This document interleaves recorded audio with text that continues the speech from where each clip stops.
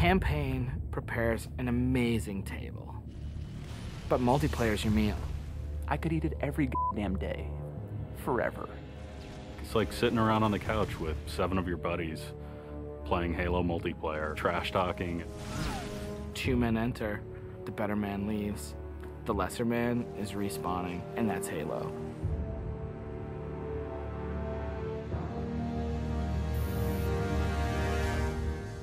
The beta. It's super important to have these like big ticket like milestones that sort of force a bunch of wishy-washy designers to get their shit together. So for the multiplayer team, it is absolutely a test of all the stuff we've been doing. I'm really terrified about what people are going to say. The public beta is where it all comes together. Beat the shit out of our code, come break our cookie system, come try to, like, it's a great security test. Maybe they're going to find new glitches that we can fix. That's why I'm like, please, please, find new glitches, find new glitches. We made a bunch of changes in Reach that are pretty significant. For multiplayer, especially, there's a lot of people who are super passionate about the features that we put into it. The DMR is absolutely an awesome, worthy successor to the battle rifle. You kind of get control over how accurate your shot is going to be. If you're spamming that trigger as fast as you can fire it, it's going to go kind of wild. If you're trying to like hit a guy really, really far away, then you have to slow that down. Everyone's totally destroying with the DMR. It's like everyone's got a Death Star in their hands. I usually go back to the Needler. That's one that always makes me happy. Everyone's always wanted the Needler to be sweet because it's hilarious and fun. Then it gets too sweet, or all of a sudden like something gets fixed, and it's like, oh, tracking's fixed now, and you're like, guys just burst. It's been fun to go back and kind of re-envision some of the old friends. Like the sniper rifle. Like I pick up the sniper rifle and I'm like, this is it. It's totally happening, and I'm about to rain death on the plebeians that I work with. And I'm like, yep, it's back. The Covenant focus rifle is awesome because it's like that Sentinel beam from Halo 2, but now it's a sniper weapon. When the pistol started to come back, it was insane.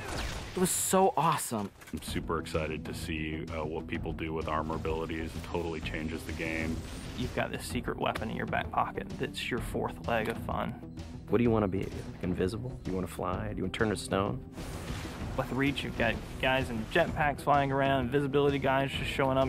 It's kind of a give and take between us and Sage and Josh trying to figure out like what's that perfect balance with all the new stuff. There's a lot of that goes on. They're like, shh, don't tell Sage, he'll nerf it. You're juggling plates, right? You're just sitting there spinning the plates, and occasionally one starts spinning, you're like, ah! And you're like, making Viz more powerful. And everyone's like, no, I'm picking Viz. And you're like, okay, make it less powerful. And then, oh, now everyone like, I mean, that's what Sage and those guys do. It's a fucking huge challenge. We don't ever want to create one super weapon that works in all cases because that tends to make the game fairly dull. It's really up to the player to decide how do they want to play on a particular map. It's a choice. Double kill. That's, I think, Halo at its best is like making these choices. You start the game, and immediately you get to choose a loadout. You're making a single selection that includes your armor ability and your weapon. We sort of pair those intentionally. It breeds this smarter combat. You'll definitely notice a big difference in how the game functions. Right now, at this exact moment in development, Armor Lock's insane. It's super powerful. I love it. It is just fucking fun. There are 2 Slayer maps. There's Powerhouse, which is an asymmetrical map. Lots of indoor-outdoor action. Sword Base is a very vertical map. Moving around Sword Base is a completely different scenario when you've got a jetpack versus when you're sprinting. This time around, we decided to integrate all of the multiplayer maps within the campaign. Overlook is another Pioneer-style base. We're using it for a game type called Generator Defense. That's also a multiple loadout game type.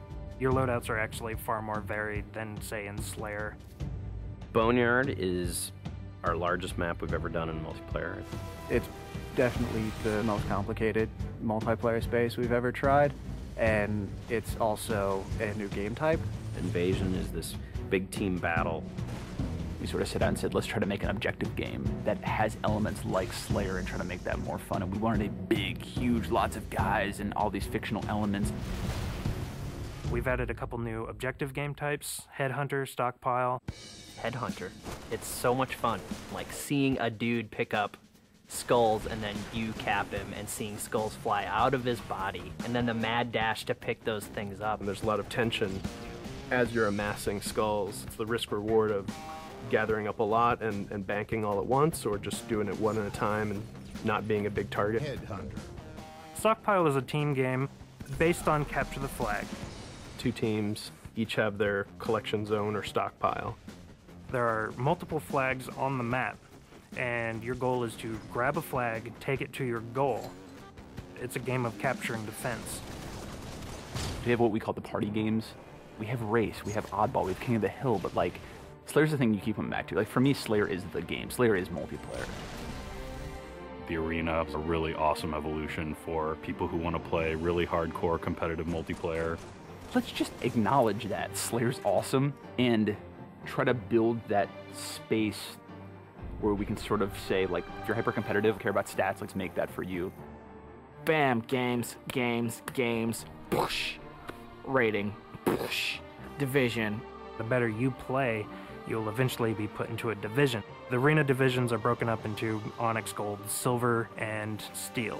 You can say, oh yeah, I was Gold, you know, and like that means something. And I'm like, oh yeah, that's cool. You're basically a AAA baseball player. And I'm like, I'm Onyx.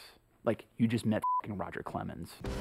Our matchmaking system is really good at matching people up based on skill. What it has never been really good at before is saying, well, how much fun will these 2 people have playing together?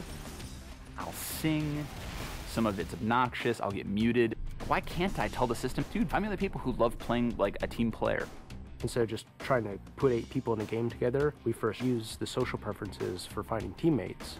And then we can say, find 4 of the people who are really good skill match. Without players thinking about it, we hope that it'll lead to better social encounters. Active roster essentially is us bringing the Y menu back from Halo 2. It's a way of saying, friends are online and this is what they're doing, so I can hook up with them with a minimum of fuss. Everything that you see in the game, there's a path to getting. We can make this game about you.